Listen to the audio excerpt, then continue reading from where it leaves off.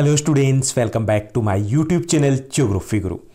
आज के इस एपिसोड में हम पढ़ने और समझने वाले हैं क्लास 9th एसएसटी सामाजिक विज्ञान की वर्कशीट नंबर 66 यानी कार्यपत्रक संख्या 66 को। आज की इस वर्कशीट में हमारा चैप्टर रहेगा हिस्ट्री का दूसरा चैप्टर, यूरोप में समाजवाद तथा रूसी क्रांति। पूरे विश्व में दो क्रांतियां बहुत महत्वपूर्ण रही है।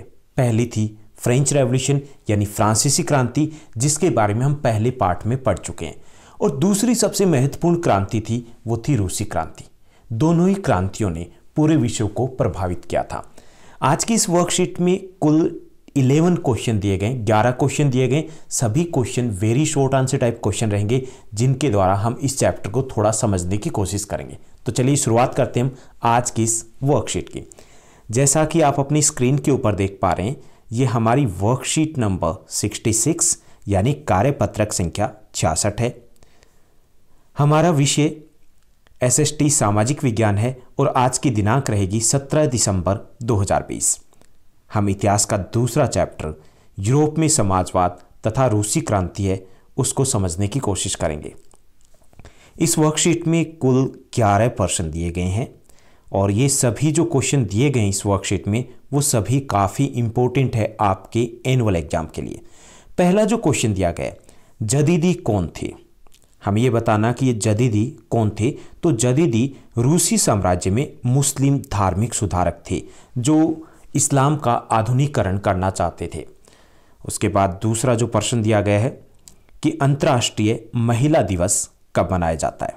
तो उम्मीद करता हूं कि इसका उत्तर आपको पहले से पता था। अंतर्राष्ट्रीय महिला दिवस 8 मार्च को मनाया जाता है। उसके बाद तीसरा प्रश्न दिया गया, रिक्त स्थान को भरिए। तो यहाँ पर हमें पहला जो दिया गया कि रूस में बड़े किसानों को क्या कहा जाता था? कुलक कहा जाता था। तो यहाँ पे कुलक आएगा। उसके बाद चौथा प्रश्न है, चौथे प्रश्न में भी रिक्त स्थान को हमें भरना है। तो यहाँ पर हमें दिया गया कि रूस में निर्वाचित परामर्शी संसद, जिसका गठन 1905 में हुआ था। 1905 में भी एक रूस में क्रांति होती है, उसके बाद एक संसद का गठन किया जाता है। उसका नाम क्या था? तो उसका नाम ड्यूमा था, यानी कि दूसरा जो रिक्त स्थान है वहां पर ड्यूमा आएगा।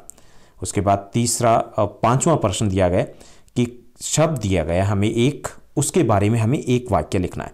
स्टालिन का सामूहिकरण एक इंपॉर्टेंट क्वेश्चन बनता है आपके 3 या 5 मार्क्स के लिए। तो यहां पर हमें एक वाक्य लिखना है।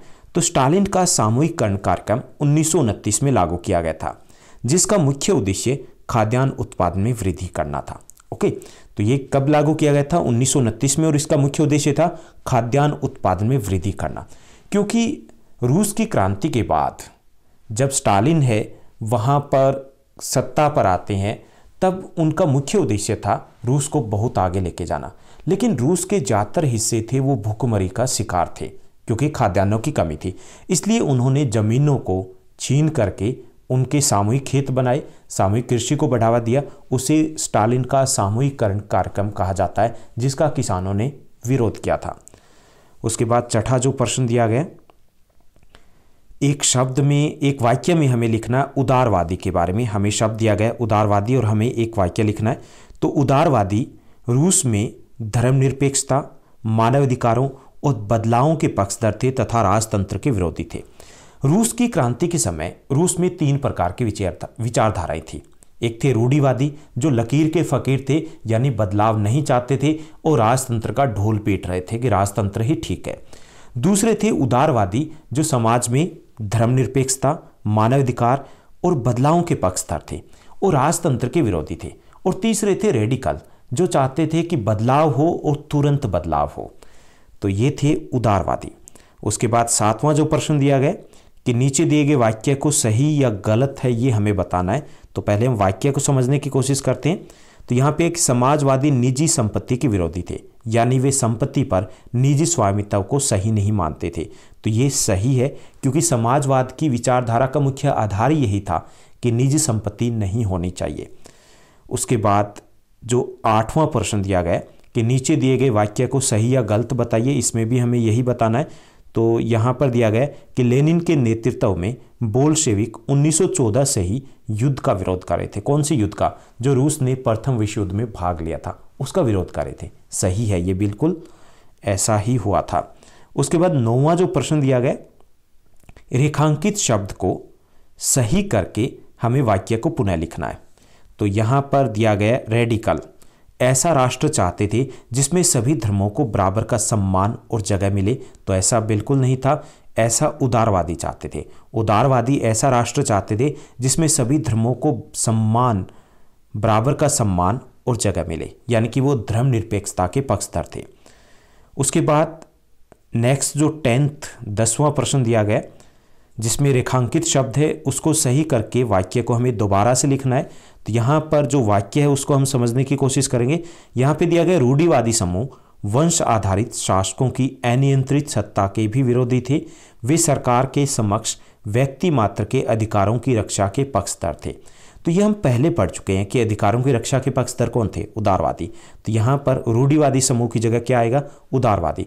उदारवादी वंश आधारित शासकों की अनियंत्रित सत्ता के भी विरोधी थे और वे सरकार के समक्ष व्यक्ति मात्र के अधिकारों की रक्षा के पक्षधर थे।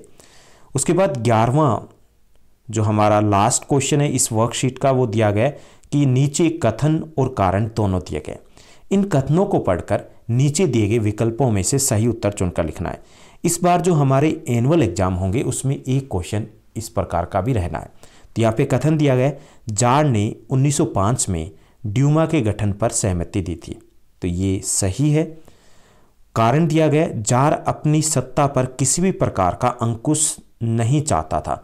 ये भी सही है, लेकिन दोनों का आपस में कोई संबंध नहीं है। तो यहाँ पे हमारा आंसर जो रहेगा वो बी रहेगा। कथन ए और कारण आर दोनों सही है, परंतु कारण आर कथन ए की सही व्याख्या नहीं करता है। तो ये थी हमारी आज की वर्कशीट, और आज की वर्कशीट से रिलेटेड एक आपका क्वेश्चन है। यहाँ पे हमने बात की है जार की। जैसे हमारे यहाँ पे हम सम्राट बोलते हैं, राजा बोलते हैं, ऐसे ही रूस में जार कहा जाता है। तो उस वक्त रूसी क्रांति के समय जो जार थे उनका नाम आपको बताना कि कौन से जार थे। तो उम्मीद करता हूँ आज की वर्कशीट है काफ़ी आसान थी, आपको अच्छे से समझ में आई होगी। अगर ये वीडियो अच्छी लगी है तो इस वीडियो को लाइक और शेयर करना मत भूलिएगा। Thank you, bye bye, have a nice day.